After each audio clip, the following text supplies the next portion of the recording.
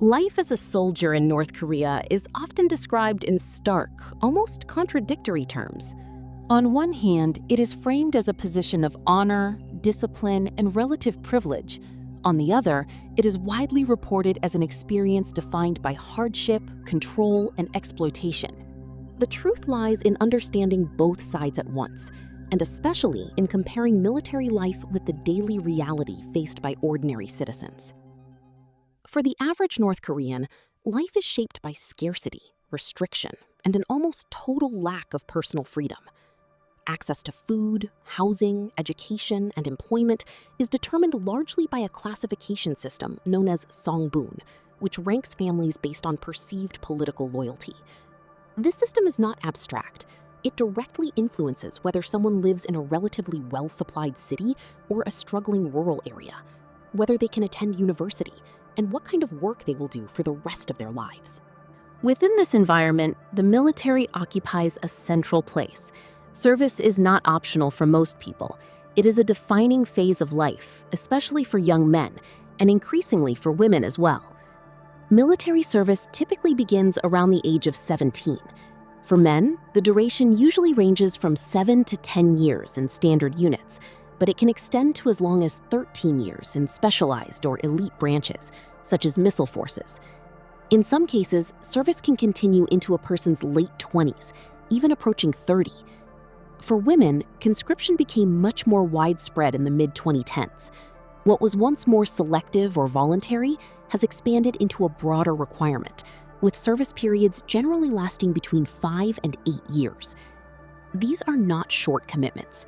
They represent a large portion of a person's early adulthood, and the state deliberately maintains these long terms, in part because the military functions not only as a defense force, but also as a vast, controlled labor pool. The role of songbun does not disappear once someone enters the army. In fact, it becomes even more decisive. Individuals from families classified as hostile have historically been restricted from serving in roles that involve weapons, and in some cases, excluded from military service altogether.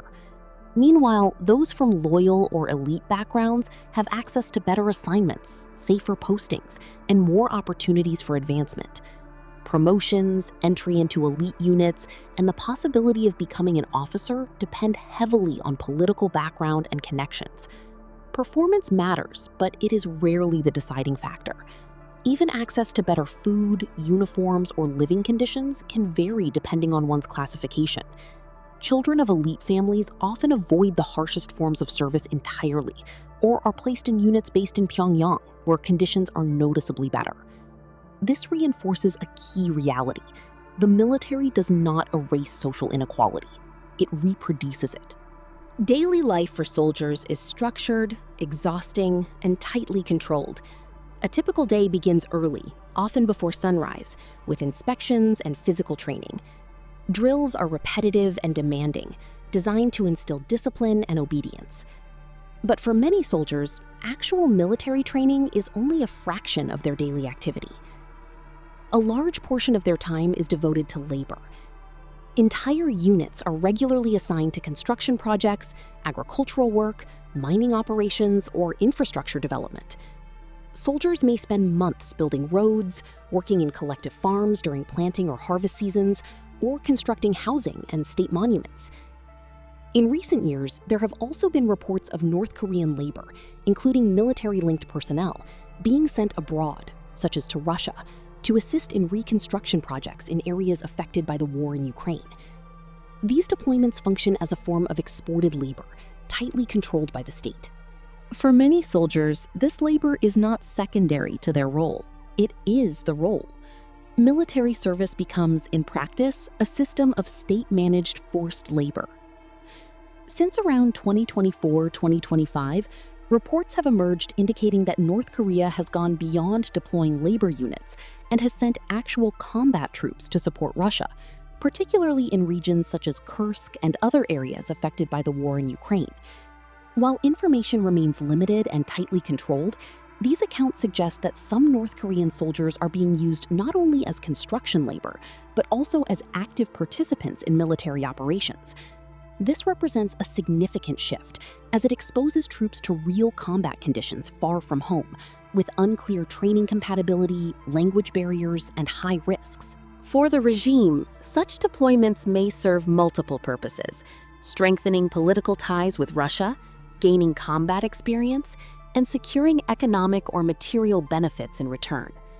For the soldiers themselves, however, it likely adds another layer of danger and uncertainty to an already demanding and tightly controlled existence.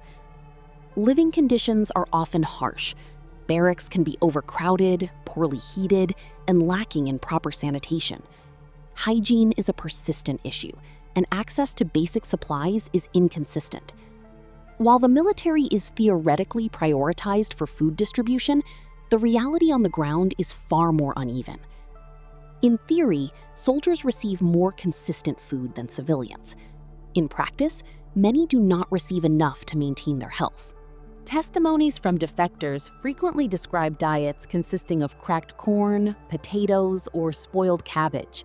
In under-resourced units, hunger is not occasional, but chronic. Soldiers may lose significant weight over time, and in some cases, they are sent home temporarily so their families can help them recover physically. Malnutrition has visible effects. North Korean soldiers are often physically smaller and weaker on average than their South Korean counterparts, a difference that reflects long-term nutritional deficits. Intestinal parasites are also reported to be common due to poor sanitation and contaminated food. During periods of acute shortage, some soldiers resort to stealing food from civilians or begging while in uniform. This creates tension between the military and the population, despite the official narrative of unity and mutual support. Abuse within the military is another serious issue. Discipline is strict, and punishment for even minor infractions can be severe. Physical violence, verbal humiliation, and excessive punishments are widely reported. Senior soldiers often dominate newer recruits, creating an environment where hazing and bullying are normalized. For female soldiers, the risks are even greater. Accounts from defectors consistently point to widespread sexual harassment and assault by superiors. These are not isolated incidents, but appear to be systemic problems within the structure of the military. Victims face enormous pressure to remain silent. Reporting abuse can lead to retaliation, damage to one's future prospects, or punishment not just for the individual, but for their unit. There are also reports of forced abortions carried out without proper medical care when pregnancies occur, often as a result of abuse. Basic hygiene products are frequently unavailable, forcing women to improvise with whatever materials they can find, sometimes reusing cloths or medical gauze under unsanitary conditions. The rigid hierarchy, combined with a culture that emphasizes absolute loyalty and obedience, makes it extremely difficult to challenge authority or seek protection. Beyond the physical hardships, there is also a heavy psychological burden. Indoctrination is a constant part of military life. Soldiers regularly attend study sessions focused on the teachings and writings of the country's leaders. These sessions are not optional and are treated as seriously as physical training. Surveillance is built into the system. Soldiers are encouraged to monitor one another and report any signs of disloyalty, weakness, or ideological deviation. Even small behaviors, such as appearing insufficiently enthusiastic or overly fatigued, can attract scrutiny. Contact with foreign ideas or media is strictly forbidden and treated as a serious offense. This creates an environment where trust is limited and mental strain is high. The lack of personal autonomy is nearly total. Every aspect of a soldier's life, from their schedule to their beliefs, is subject to control. Despite all of this, there are still relative advantages to military service when compared to civilian life. Soldiers are guaranteed housing, however basic. They receive clothing and some level of medical attention. Completing service can improve one's chances of joining the Workers' Party or gaining access to better employment opportunities afterward. For individuals from lower songbun backgrounds, the military can offer a narrow path to slightly improved status. It may provide more stability than life in a struggling rural community or an under-resourced urban area. The structure and predictability, harsh as they are, can still be preferable to the uncertainty many civilians face. However, these benefits must be viewed in context. They do not eliminate the fundamental inequalities of the system. Advancement remains limited and uneven, heavily influenced by background and connections. In recent years, including the period from roughly 2024 to 2026, there have been signs that the regime continues to rely heavily on the military as a source of labor, both domestically and abroad. State media has at times portrayed increased enthusiasm among young people for military service, particularly in connection with overseas deployments. However, such portrayals are likely shaped by propaganda rather than reflecting a broad shift in public sentiment.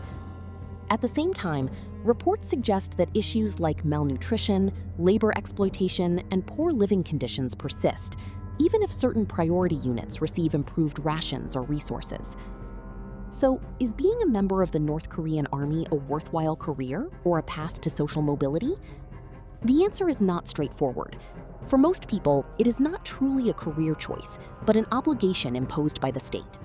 It can offer limited advantages, especially when compared to the hardships of civilian life, and in some cases, it may slightly improve a person's future prospects.